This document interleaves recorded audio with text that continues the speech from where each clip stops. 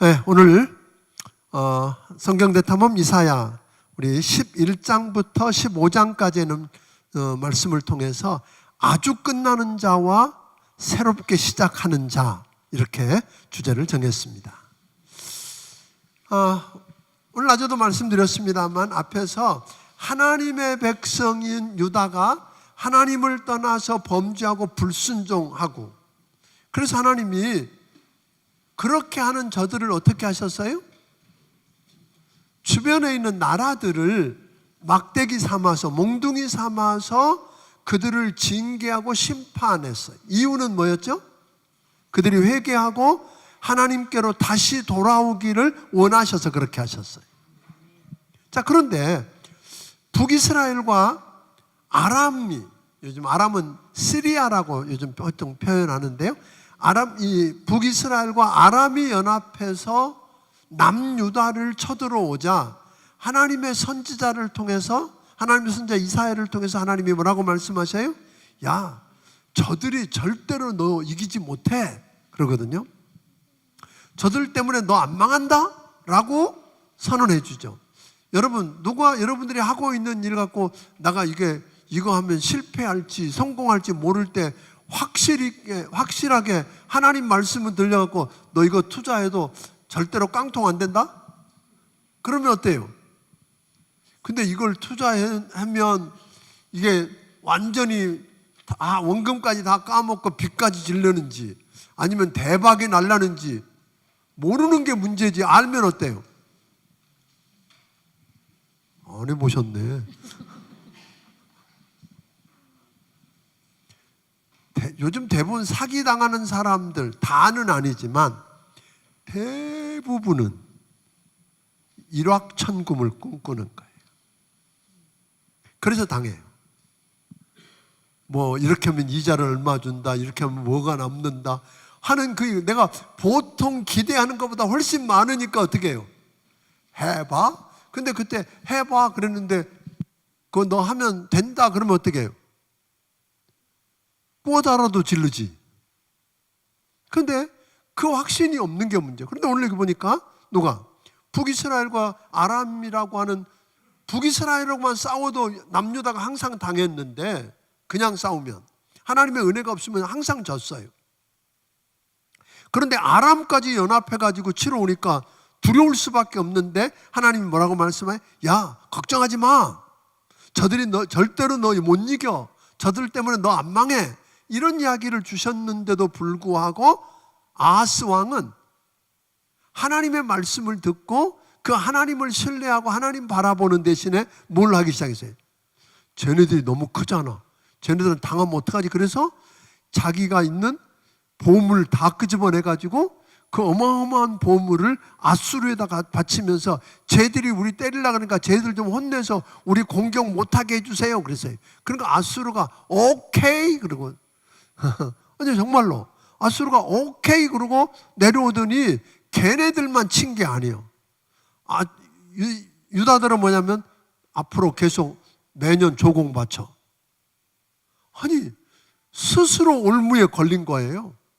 그러더니 그 정도로 안 끝나고 나중에 좀 더 지나면 누구 통해서 아예 유다의 모든 성읍을 46개나 되는 성읍을 싹 점령해 버리잖아요. 그리고 예루살렘만 딸랑 남겨놓고 너희도 굴복해, 하나님을 모독하는 이런 자리까지 오게 되잖아요. 이런 일들을 당했어요. 그러니까 우리는 툭하면 뭐예요? 하나님이 사용해서 나를 심판하는 막대기로 사용하고 있는 그 막대기를 보면서 두려워하고 세상에 힘 있는 자를 의뢰하고 그들에게 도움을 구하지, 그 막대기를 붙들고 나를 심판하시는 하나님은 안중에도 없다는 거예요. 그 하나님을 신뢰하지 않고 그 하나님을 두려워하지 않고 그러다 보니까 그분께 피하고 그분을 의지하지 않게 되지요. 그러니까 저들은 끝까지 심판을 받으면서도 어떻게 됐을까요? 안 돌아오는 게 이게 문제 아니에요? 맞으면 바로 내가 잘못했어요 하고, 애들도 여러분 훈육시킬 때 그러잖아요. 바로 야단쳤더니 때렸더니 뭐예요? 딱 무릎 꿇고 잘못했어요, 나 다시 안 그럴게요 하고 여러분 파고들면 어때요? 아, 이것도 안 해보셨구나. 안 그러잖아요, 우리. 근데 어떤 놈은 뭐예요? 잘못했다는 말 죽어도 안 하는 놈이 있어. 그걸 때리려면 도망가. 이러면 어떻게 해요? 이게 해결이 안 되잖아요. 근데 지금 마치 유다가 그랬다는 거죠. 그런데 또 문제는 뭐였느냐면 그 유다를 하나님의 막대기가 되어서 유다를 심판하고 징계하던 아수르는 이게 지가 힘이 좋아갖고 지가 하는 줄 알고 하나님은 안중에도 없는 거예요. 자기가 하나님 자리에 앉아서 하나님 노릇하려고 하는 것. 그러다가 결국 어떻게 되었어요? 여러분 잘 아는 대로 유다와 이스라엘과 아람 그리고 하나님이 몽둥이로 쓰셨던 아수르 제국까지 어떻게 하죠? 다 망해요. 그런데 이제 정말 무너질 것 같지 않은 나라가 무너진단 말이에요. 그런데 여러분 여기서 망했어요. 망한 걸로 끝나면 얼마나 좋아요. 한번 망했다 다시 일어나면 문제가 없어요. 그런데 북이스라엘, 아람, 아수르 하나님의 심판을 통해서 망한 정도가 아니라 아주 망해요.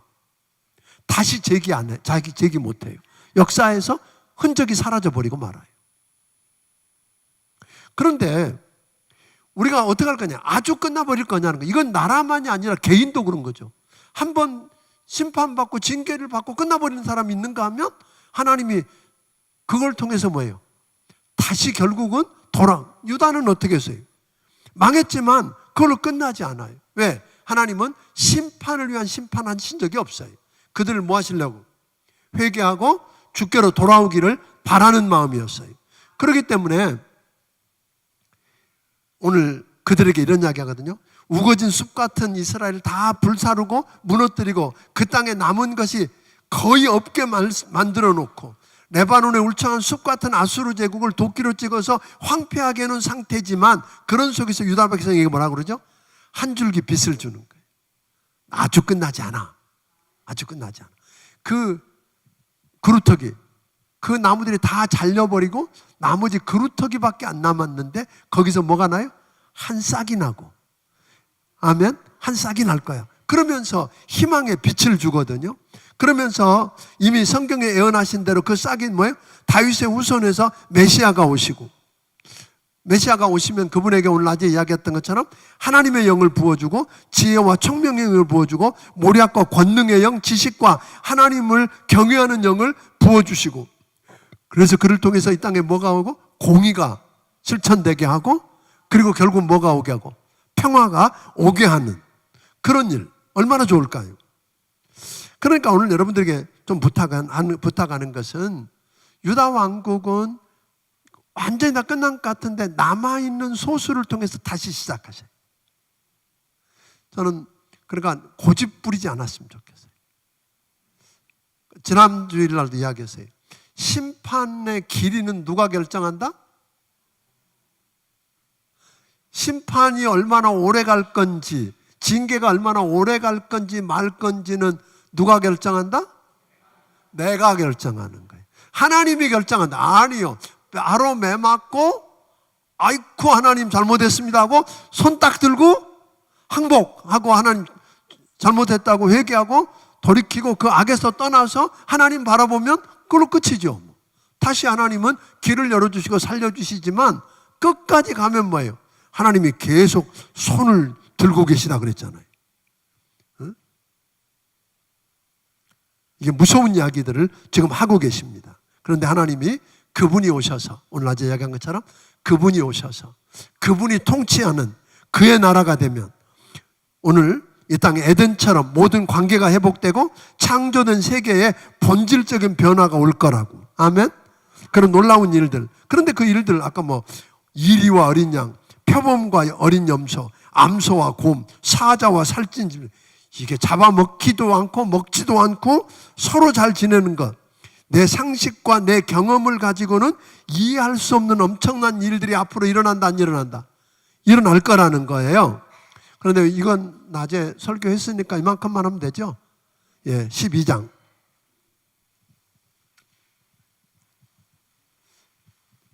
이사야 선지자의 사역은 북이스라엘 두 파트로 나눠지는 것 같아요. 이사야 선지자의 사역이.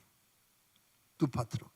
그러니까 북이스라엘의 베가 왕과 아람 왕 르신이 연합군을 만들어서 남유다를 침공해 왔던 아하스 왕 당시의 사역과 아수르가 유다를 침공해서 위기가 목에까지 찼던 히스기야 왕 당시의 사역, 이게 주된 두 파트의 사역을 우리가 보게 되는데, 12장은 이사야 선지자의 전기 사역을 마무리하고 있는 장입니다. 아직 흩어져 있는 주의 백성들이 귀환이 이루어지지 않았지만 하나님께서 말씀하신 대로 이루어질 거라고 믿고 확신하면서 고국으로 돌아와 구원의 우물을 맛본 사람들의 입장에서 감사하고 찬양하는 거예요. 아직 그 일이 이루어졌어요? 안 이루어졌어요? 아직 안 이루어졌어. 그런데 그 일이 마치 이루어진 것처럼, 그 구원의 우물을 맛본 것처럼 지금 뭐예요? 하나님께 감사하고 찬양하고 있는 모습이에요. 그동안 이사야 선지자는 온 백성들이 하나님을 떠나 타락하고 부패한 죄를 낱낱이 고발했었어요. 그럼에도 불구하고 하나님은 그들에게 뭘 보내주시겠다고요? 끝내버리지 않고 메시아를 보내주겠다고 하고 있는 거예요. 그를 통한 구원을 약속하고 계시다는 거예요. 그러니까 유다와 다른 점은 그런 거죠. 막 다 끝내지 않고 항상 뭐예요? 희망의 빛을 남겨놓은 그런 은혜가 있었습니다. 그러니까 이사야 선지자는 말씀하신 그대로 이루어진 것처럼 감사 찬양을 드리고 있는데, 북이스라엘과 아람왕 연합군이 쳐들어왔을 때 아하스는 저들을 두려워 말고 하나님을 두려워하고 하나님만 의지하고 하나님께로 돌아오는 선지자 말 대신에 뭐예요? 힘 있어 보이고 세상적으로 기댈 만한 아수르를 의지하죠. 그러다가 그들을 끌어들여서 더 큰 올무를 스스로 짊어지는 그런 잘못된 선택을 합니다. 이때 선지자는 보라, 하나님은 나의 구원이시다 하고 찬양하면서 하나님이 하신 일과 그의 위대하심을 만민 중에 알리고 찬양하고 있는 것이 뭐예요? 12장이라고 하는 것입니다. 그러니까 이것은 전에는 뭐라 그랬어요? 여호와 하나님이 내게 노하셨으나 이제는 그 진노가 쉬었고 나를 안위하시노니. 전에 여러분들이 9장 12절 17절 21절 10장 4절 보면 그럴지라도 여호와의 노가 쉬지 아니하고 그 손이 여전히 펴있지리라고 그랬거든요. 그러니까 하나님의 진노가 안 끝났다, 계속해서 했었는데, 오늘 여기는 뭐래요? 하나님의 노가, 전에는 노하셨으나 이제는 그 노가 쉬었고 노를 끝내는 것으로 끝나지 않고 뭐 하신다는 거예요? 안위하신다, 이렇게 이야기하거든요. 그러니까 굉장한 대조를, 노가 쉬는 것만이 아니라 아예 뭐예요? 위로해 주시고 오늘 붙들어 주시겠다고까지 약속합니다. 이사야서 1장 6절에 보면 발바닥에서부터 머리까지 성한 곳이 없이, 오늘 상한 것과 터진 것과 맞은 흔적뿐이었는데 짜며 싸매며 기름으로 부드럽게 함을 얻지 못하는 자들. 그러니까 얻어맞은 거 투성인데 누가 싸매줄 사람도 없고 붙들어줄 사람도 없는 이야기를 했는데, 호세아서 6장 1절에 보면 뭐라 그러죠? 오라 우리가 여호와께로 돌아가자. 여호와께서 우리를 찢으셨으나 도로 낫게 하실 것이요 우리를 치셨으나 싸매어 주실 것이다. 이 구절 한번 같이 읽어봐야 돼. 이게 하나님의 은혜가, 하나님이 얼마나 은혜의 하나님인 것을 우리가 알게 될 것입니다. 같이 한번 읽어봅니다. 시작. 오라 우리가 여호와께로 돌아가자. 여호와께서 우리를 찢으셨으나 도로 낫게 하실 것이요 우리를 치셨으나 싸매어 주실 것임이라. 아멘. 그분이 우리 하나님이십니다. 아멘. 아름답고 기이한 일을 하신 하나님의 이름을 부르면서 뭐하고 있어요?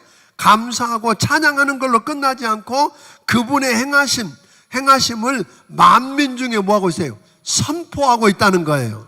아멘. 우리가 지난주에 이야기했던 것처럼 하나님의 영광을 보고 죽고 망할 죄를 용서받고 구원의 은혜를 맛본 사람은 그 주의 은혜와 내가 받은 복음을 어떻게 해야 된다 그러세요? 일어나 가서 전하라고 그랬잖아요.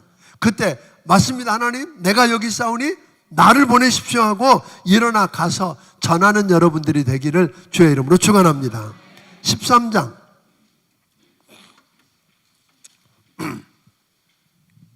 13장부터 23장까지는 바벨론, 아수르, 블레셋, 모압, 다메섹 등 열방을 심판하실 것을 경고하고 있는 내용이에요. 심판받게 될 경고를 받은 세계 열방들을 보니까 다 하나같이 하나님의 백성인 유다가 하나님을 떠나서 범죄해서 하나님의 심판을 통해서 죄를 회개하고 하나님께 돌아오게 하려고 하나님이 막대기로 사용하셨던 민족들. 그러니까 그 민족들 편에서 보면 억울해 안 억울해? 이거 억울한 거 아니에요? 아니 그렇게 세워지면 진짜 이건 억울한 거란 말이에요. 그리고 하나님이 어떻게 보면 되게 편해하셔. 그죠?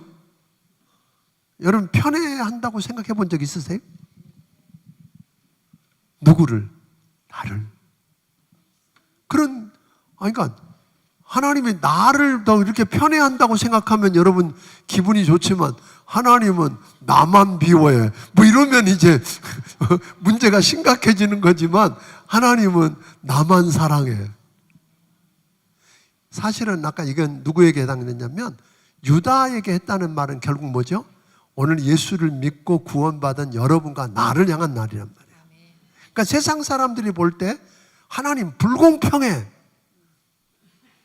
우리를 보고 그러시는 거예요. 지금 세상 사람들은 하나님 불공평해. 누구만 사랑해? 예수 믿는 것들만 사랑해. 뭐 이렇게 나올 수 있다는 거예요. 그런데 희한한 것은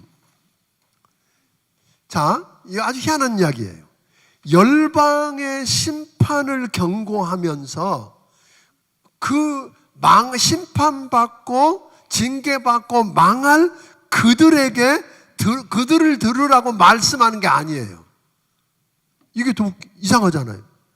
지금 바벨론이 망하고 아수르가 망하고 어디가 망하면 그들에게 가서 선포해야 되는데 오늘 이야기들은 그들에게 한 이야기가 아니에요. 누구에게 했을까요? 하나님의 백성인 이스라엘을 향해서 하신 말씀이에요. 그러니까 하나님의 백성들이 저들 열방을 통해서 하나님의 징계를 통한 심판받기로 했고 지금도 그들 때문에 환난을 당하고 있기는 해. 여러분들과 내가 어려움을 당할 수 있다는 거예요. 근데 여기서 심판을 경고하고 있는 열방 나라들 중에 바벨론, 아수르, 메데, 페르시아 이거는 중심적인 종주국이에요. 그 당시 패권을 쥐고 있던 나라들인데 하나님의 백성인 이스라엘은 작고 약하고 변방에 불과했어. 그런데 하나님께서 하나님을 떠나 우상을 숭배하고 죄 가운데 빠져있는 하나님의 백성인 이스라엘을 하나님만 신뢰하고 의지하고 믿고 회개하고 돌이키게 하려고 이 거대한 나라들을 막대기 삼아서 하나님의 백성을 심판하게 했는데 그냥 순종하고 겸손히 순종하면 되는데 어떻게 해요? 교만하고 하나님의 계획을 대적해요. 그래도 하나님은 어떻게 해요? 저들을 심판하시고 하나님의 일을 이루실 것을 확신시켜 준다는 거예요. 이런 의미에서 우리가 다릅니다. 그러니까 이런 이야기죠. 역사는 큰 제국들, 종주국들인 아수르 제국이나 바벨론, 메데 또는 페르시아에 의해서 움직여지는 게 아니라 역사는 만군의 하나님 여호와의 손에 달려있다. 그래서 역사를 영어로 뭐라 그래요? History. 히스토리라고 하는 말은 본래 어디서 온 말이냐면 his, 그의 스토리예요. 누구의 스토리? 하나님이 하신 그분이 행하신 일의 이야기를 하신 이야기가 뭐예요? 역사지요. 그러니까 지금 이 시대도 마찬가지입니다. 이 세상 역사는 미국이나 중국 같은 큰 나라에 의해서 만들어지는 게 아니라 만군의 하나님 여호와가 이 세상을 그 뜻대로 만들어 가시고 있다는 거 믿으시기를 바랍니다. 역사는 하나님 손에 달려 있습니다. 이 이야기를 이사야 선지자로부터 들었던 고난받고 앞이 보이지 않는 삶을 살고 있었던 하나님의 백성들에게 얼마나 큰 위로가 됐을까요? 그렇지 않아요? 작은 나라인데 큰 나라 보면서 늘 주눅들어 살았는데 얼마나 큰 위로가 되었겠냐는 거예요. 이스라엘의 통치자이신 하나님이 세계 열방을 다스리는 뭐다? 통치자시다. 믿습니까?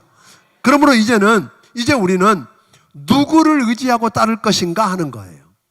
아하스 왕처럼 위기 앞에서 하나님보다 큰 군사력을 가진 힘 있는 아수르를 의지할 것인지, 아니면 목에까지 찬 위기 앞에서 우리의 생사 여탈권을 쥔 것 같은 예루살렘을 에워싸고 위협하는 아수르를 의지하고 그 앞에 굴복할 것인지, 우리 인간의 생사복을 주장하시고 전쟁은 내게 속한 것이라고 내게 맡기라는 만군의 하나님 여호와를 의지하고 그 하나님께만 예배할 것인지 선택하라고 하는 것입니다. 누구를 선택하시겠습니까?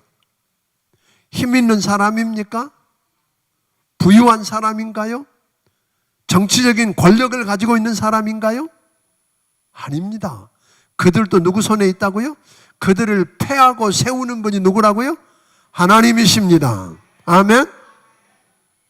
이 세상의 흥망성쇠가 인간의 생사화복이 힘있고 부유하고 학식 많은 어떤 사람 손에 달려있는 게 아니라 나를 사랑하시되 하나밖에 없는 독생자를 주셔서 내 죄와 사망의 문제를 해결하고 나를 구원해서 하나님을 아버지라고 부르게 하신 그분 손에 달려 있습니다.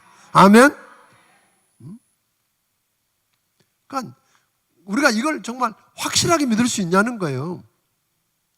13장 1절부터 14장 23절까지는 바벨론 제국에 대한 경고가 나오고 14장 24절부터 32절까지는 아수르와 주로 블레셋에 대한 경고로 이루어지는 것을 보게 됩니다. 먼저 하나님께서 바벨론을 심판하시겠다고 하셨어요. 바벨론은 이스라엘 관점에서 보면 가장 동쪽에 해 뜨는 곳에 있던 나라예요. 우리가 지난번에 지도를 통해서 한번 보여드렸던 것처럼 가장 동쪽에 있는 나라인데 하나님께서 열국을 심판하시겠다면서 13절부터 23절까지 언급된 나라들을 우리가 23장까지 있는 나라들을 가만히 보면 이스라엘 관점에서 보면 동서남북 다 있어요. 다시 말하면 뭐예요? 여호와는 이스라엘의 하나님이시며 동시에 세계 열방을 창조한 창조주고 세계 열방을 다스리는 통치자시다 하는 거예요. 아멘. 그러니까 그걸 중심으로 큰 대국 바벨론, 북쪽에 있는 아수르, 그 다음에 그 옆에 뒤쪽으로 메데, 더 북쪽으로 페르시아, 이런 모든 나라들, 그리고 애굽과 그리고 블레셋과 이 모든 나라들을 다 심판하고 징계하고 망하게 하고 세우기도 하시는 분이 누구다? 하나님이시다. 그러니까 우리가 이스라엘은 착각을 했었어요. 하나님은 누구 하나님이다? 우리 하나님이다. 하나님은 어디 계신다? 우리 성전 안에만 계신다. 이제 그러고 있었는데 하나님은 아니라고 그러시는 거예요. 나는 어디다? 온 세상을 통치하는 왕이다. 아멘. 하나님은 어디든지 계신다. 그러니까 다 보고 계신다고 하는 것을 이야기하고 있는 것입니다.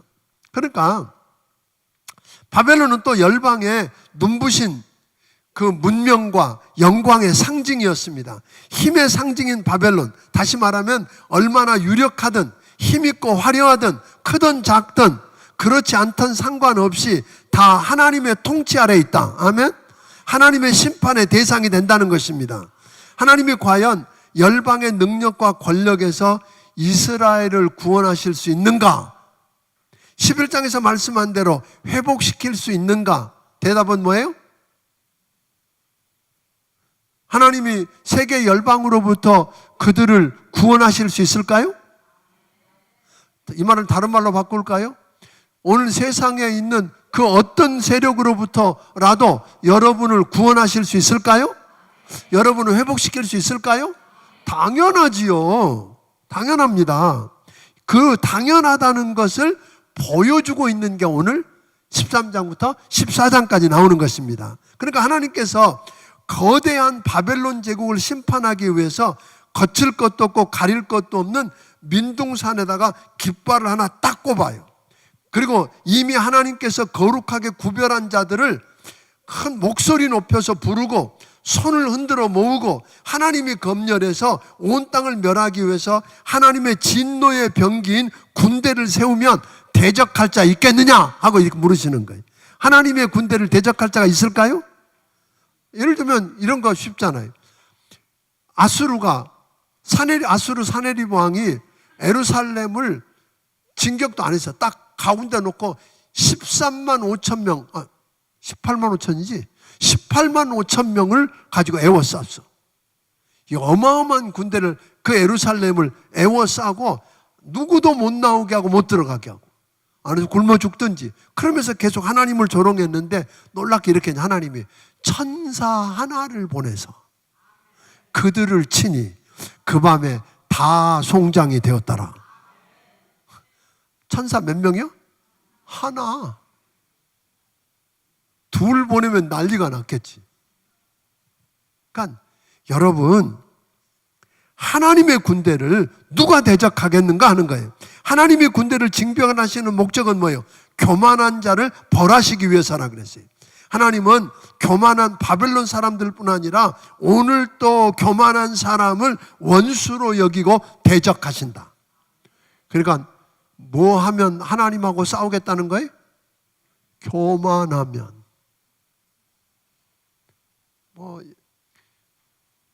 여러분이 교만한지 안 하는지 누가 알아요? 본인이 알아, 본인. 하나님 앞에 물어볼 필요도 없어. 내가 교만한지 안 그런지 알아요, 몰라요? 다 알아. 다. 그러니까 문득 고개를 치들고 내가 자꾸만 하고 싶은 거예요. 내가 했다.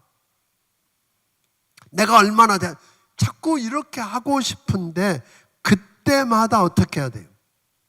우리가 하나님 앞에 엎드려야 돼요. 아멘? 엎드려야 돼요. 내 생사복이 하나님 손에 있습니다. 정말 믿습니까? 그래서 그분 바라보고 그분 앞에 납작 엎드리는 겸손하면 하나님이 뭐라고 말씀하세요? 하나님이 겸손한 자에게 은혜 주시고. 그래서 교만한 자들에게 임하는 여호와의 날, 즉 하나님의 군대를 만나는 날은 슬픔과 공포의 날이 될 거라 그랬죠. 6절에서 8절 보니까 사람들의 손에 힘이 풀리고 마음이 녹을 거래요. 총체적으로 사람이 넋을 잃을 거래. 어떤 사람들에게 임한다고요? 교만한 자들에게 임하는 슬픔과 공포의 날. 또 자연이 파괴되는 날이래요. 즉 우주의 자연과 인간들을 파괴되고 재구시를 못하게 하는 거예요. 그러니까 예를 들면 사람들이 해와 달과 별을 뭐예요? 신으로 의존하는 사람들이 능력을 달라 그러고 뭘 달라 그러는데 그것도 하나님이 지으신 피조물이고 그것들이 하나님이 막으시면 빛을 잃더라 그런 거예요. 그러니까 쓸데없는 거더라. 17절부터 22절에 보면 바벨론이 파괴되는 것을 구체적으로 이야기합니다.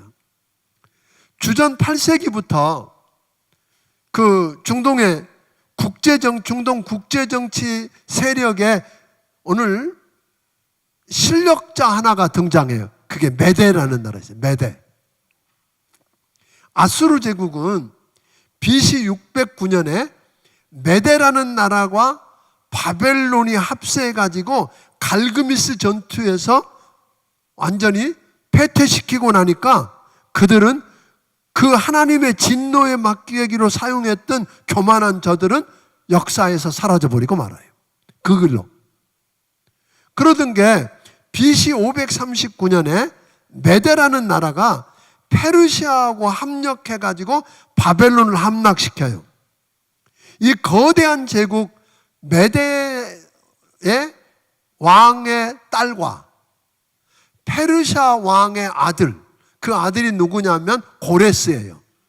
역사에서는 키루스라고 이렇게 등장하는데 고레스 왕이 페르시아의 왕자였고 메대의 소위 어머니 나라 메대에 가서 살면서 훈련을 하고 했는데 결국은 그 고레스가 메대를 페르시아에 합병을 시켜버리죠. 그래서 바벨론을 공격하게 되는데, 바벨론은요, 오늘 성경에 보면 그때 어떤 일들이 일어날까 하는 무서운 이야기들을 했는데, 놀랍게도 어떤 일이 일어나느냐면 그 아주 난공불락의 성이에요. 왜냐하면 해저들, 강을 중심 해저드로 쌓여 있고 몇 중으로 쌓여 있기 때문에 쉽게 무너뜨릴 수 없는 성인데, 이 메대와 고레스, 이 페르시아가 공격은 하지만 쳐들어갔는데 문이 스스로 열려. 그리고 그 안에 있는 사람들이 환호성을 지르면서 공격해오는 적군을 환영을 해. 왜 그랬을까요?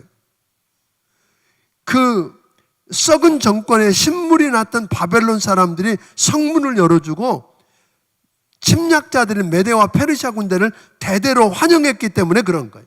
그래서 실제로 성경에 일어났던, 말씀했던, 오늘 여러분들이 13장에서 이야기하고 있는 그런 처참하고 잔인한 일들이 그때 안 일어나요. 성경이 틀렸나 봐 그랬더니, 바벨론이 그렇게 난 다음에도 바벨론이 지속적으로 반란을 일으켜요. 그러니까 이 페르시아 제국의 다리우스 히스타페라고 하는 왕이 BC 518년에 아예 바벨론을 쳐들어가고 초토화를 시켜. 그래서 20절부터 22절에 나와 언급되어 있는 그 비참하고 참혹한 일들이 실제로 이루어져요.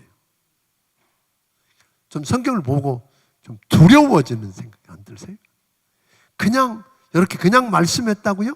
여러분, 말씀 하나도 그냥 땅에 떨어지는 법이 없다 그랬어요. 아멘? 14장. 하나님께서 바벨론에 대한 심판을 선포하시면서 하나님의 백성 이스라엘을 위로하는 장면이 잠깐 나와요. 바벨론에 대한 하나님의 심판의 목적은 하나님이 선택한 그의 백성들을 위한 것이었다는 거예요. 그러니까 여러분, 우리의 적이 무너지면 어떻게 돼요? 만약에 북한 정권이 스스로 무너졌다 그러면 우리에게 축복이에요, 아니에요? 아닌가? 안 싸우고 그냥 합병해달라고 오면 어떻겠어요? 이상한 이야기 하나 봐. 근데 놀랍게 그런 예언을 하세요. 하나님의 심판을 경험한 열방들이 뭐 하게 된다? 돌아와서 야곱 족속과 연합하고 이제 누구의 백성이 되겠다 그래요? 하나님의 백성이 되겠다 그런 거예요. 그리고 심지어 이스라엘의 노비가 되는 일도 일어날 거래요. 그 백성에 대한 안전과 미래를 잠깐 보여주면서 뭐예요? 다시 한번 힘들지만 미래에 대한 희망을 보게 하신 하나님.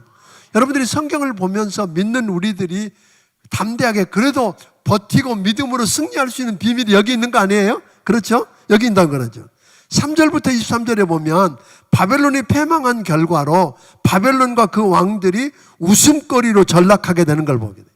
전 세계를 호령하던 바벨론의 왕과 오늘 그 지도자들이 웃음거리로 전락해요. 유다 민족이 회복되고 슬픔과 권고와 및 수고하는 고역에서 놓여서 안식을 주는 날이 반대로 바벨론 왕에게는 뭐예요? 굴욕의 날이 될 거라고 이야기하는 것입니다. 하나님의 계획과 뜻을 하나님의 백성을 위한 것이라는 거예요. 그러니까 결국은 세상 사람들이 볼 때는 하나님 뭐예요? 편애하시는 것 같지. 아멘? 하나님이 여러분과 나를 정말 구원받았다면 여러분 그냥 교회 왔다고 하나님의 백성 아니잖아요. 여러분이 죄를 회개하고 악한 길에서 떠나서 예수님을 구주와 주님으로 마음속에 모셔드리고 주님이 여러분을 다스리도록 맡기면 아멘? 여러분은 하나님의 백성이 됩니다. 하나님의 자녀가 됩니다. 그러면 그 백성은 누가 책임져요? 하나님이. 때로 잘못하면 다른 것을 막대기 삼아서 징계도 하고 시험도 하시겠지만 그래도 종래는 뭐예요? 망하라고 때리시지 않는다는 거예요. 죽으라고 때리지 않고 결국은 뭐하고? 한 대 맞으면 빨리 돌아와요. 아멘? 성경에 보면 어찌하여 더 맞으려고 하느냐 그러잖아요. 한 대 맞고 오늘은 뭐예요? 맞기 전에 매 드는 거 보고 납작 엎드려서 잘못했다고 비는 애 보셨어요, 여러분? 미리 그런 놈 있잖아요. 때리려 그러면 벌써 매 찾으면 벌써 와서 무릎 딱 꿇고 잘못했다 그러고 다시는 안 그런다고 그러고 이거 어떻게 때려요, 그놈을?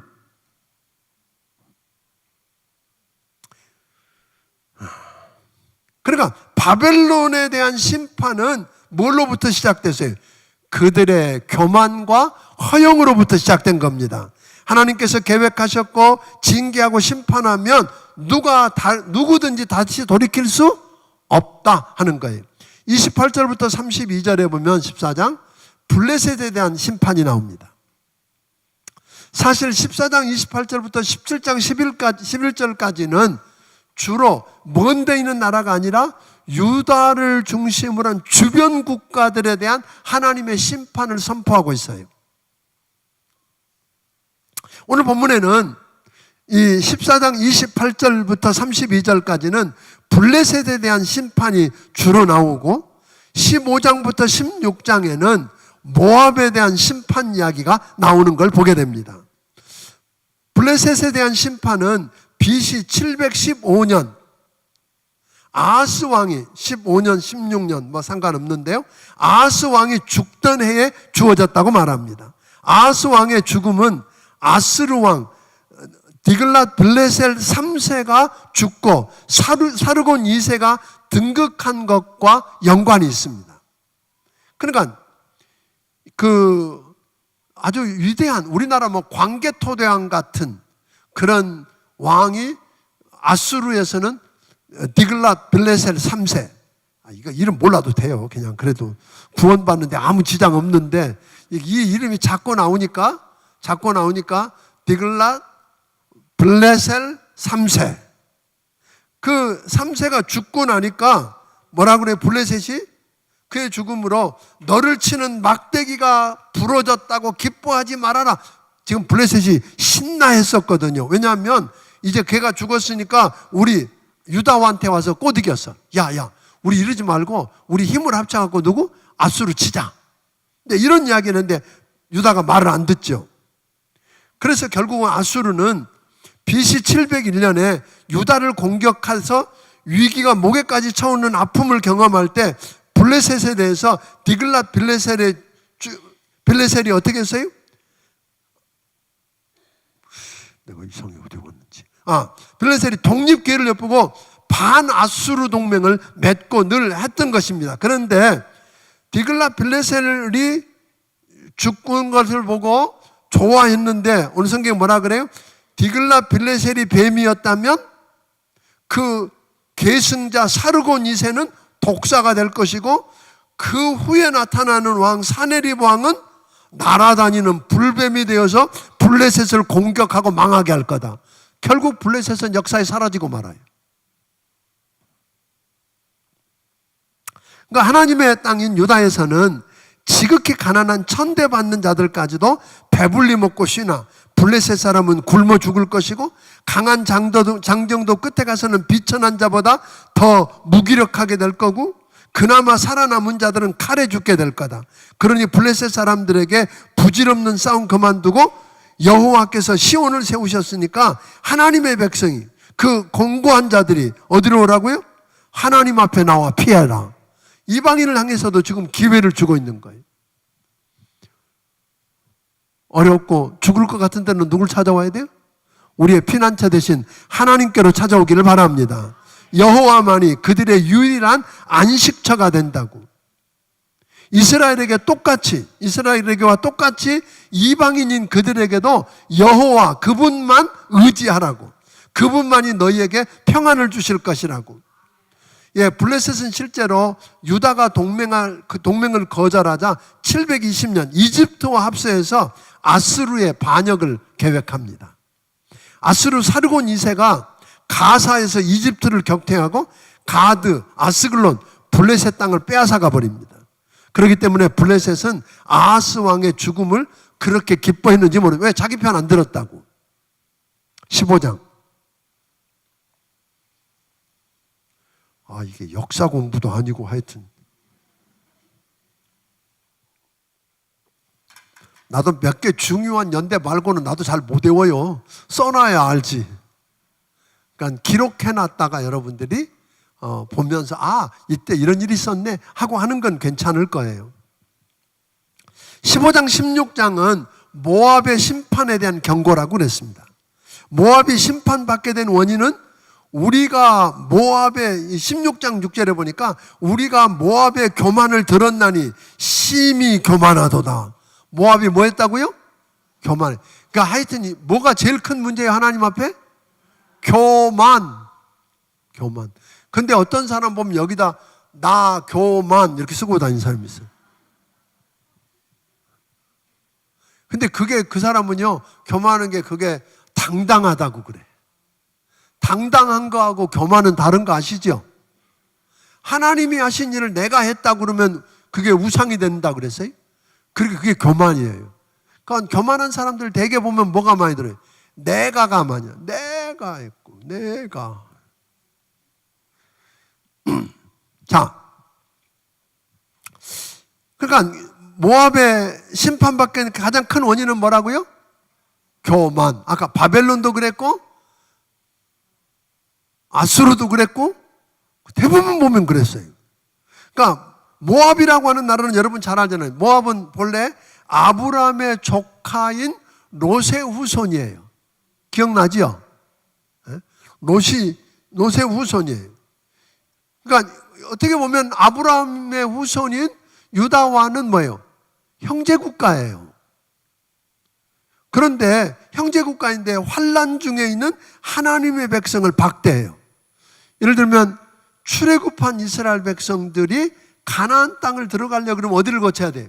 모압을 거쳐야 되는데 통과를 못하게 물도 못 마시고 아직 물 안 먹고 안 하겠다 그래도 어떻게 하면 지나가지도 못하게 막지요. 모압은 주로 그 사해바다 동쪽을 중심으로 해서 즉 아르논강 기슭에 있는 국경 도시가 알인데요. 또 기르노는 사해에 20km 떨어진 모압의 중심부에 위치한 거예요. 그러니까 사해 동쪽에 정착한 민족인데 이사야 선지자가 모압의 변방에 있는 알과 중심부 기르를 이렇게 한꺼번에 언급한 걸 보면 모압의 총체적인 파괴를 경고하고 있어요. 하룻밤에 모압 알이 망하고 황폐할 것이고 하룻밤에 모압 길이 망하고 황폐할 것이라고 이야기합니다. 그러니까 저들이 철저하게 패망할 것인데 머리털을 없이 하고 수염을 깎았으며 거리에는 굵은 베옷을 입고 통곡하고 애통하는 부르짖음이 진동할 거래요. 산당에 올라가서 울고, 산당은 뭐 하는 곳이에요? 저 모압이 본래 섬겼던 분은 하나님인데 그들은 그모스라고 하는 우상을 숭배했어요. 그모스에게 가서 부르짖어 보지만 소용이 없었어요. 그리고 저들은 재물과 쌓았던 것을 가지고 버드나무 시내를 건너서 도망가 보지만 환난 날에 쌓아놓은 재물이 무슨 도움이 되겠느냐 하고 묻는 거예요. 쌓아놓은 재물이 도움이 돼요? 아니요. 그들은 소돔과 고모라가 여러분 그 민족을 보면 알아요. 모압과 암몬 조상인 롯의 처 소돔과 고모라에 쌓아놓고 모아놓은 게 많았어. 그런데 소돔과 고모라가 유황불에 불탄다고 빨리 도망가라고 뒤돌아보지 말고 도망가라 그러는데 롯의 처는 어떻게 했어요? 그게 아까워서 돌아보다가 소금 기둥이 되어 죽었대. 그게 창세기 19장 26절에 얘기해요. 그러니까 하나님께서 심판을 통해서 하나님께로 피하도록 하는데 그들은 뭘 해요? 쌓아놓고 모아놓은 재산을 의지하고 쓸데없는 거 의지하다가 엉뚱한 것 의지하다가 그냥 망하고 흔적도 없이 사라진 게 모압이에요. 나중에 흔적도 없어요. 역사에서 아예 사라져버리는 거예요. 자, 이게 중요한 이야기예요. 우리는 한 번 망하는 걸로 역사에서 사라질 수 있어요. 그런데 망한 것, 하나님이 심판하신 그 심판을 통해서 아주 망하는 게 아니라 그것 때문에 깨우치고 돌이켜서 하나님께로 돌아오면 다시 시작하신 하나님, 다시 시작하십니다. 저는 오늘 여러분들이 그 은혜를 체험하고 살게 되기를 주의 이름으로 축원합니다. 아예 맞고 끝낼래요? 맞고 다시 시작하면 좋아요. 다시 시작해야지. 그러니까 다른 거 아니에요. 아까 교만한 자가 다 망했다 그랬어요. 그러니까 얻어맞았으면 맞습니다. 내가 잘못 빨리 깨달아야지. 그러기 위해서 오늘 낮에 이야기한 것처럼 하나님의 말씀이 있어야 돼. 말씀. 아멘. 말씀이 있어요. 왜냐하면 여호와를 아는 지식이 물이 바다 넘친 것까지 세상에 넘칠 때 하나님의 역사가 일어나거든요. 그러니까 말씀이 없는데 무슨 하나님을 아는 지식이 있어요. 말씀이 없는데. 오후에 어떻게 보면 이 피곤한 시간, 참 감사해요. 고마워요. 저도 보통이 아니요, 사실은. 언젠가 한번 오후 2시에 설교 안 했더니 다른 데 가서 예배 드릴 때 설교 안 하고 있었더니 그날 오후에 쌩쌩하더라고 내가. 그러니까 이건 감사. 그런데 이렇게 하는 이유는 아까 뭐예요? 말씀, 기준이죠. 하나님이 의를, 공의를 이야기했는데 기준이 없는데 뭐가 공의고 뭐가 불의예요.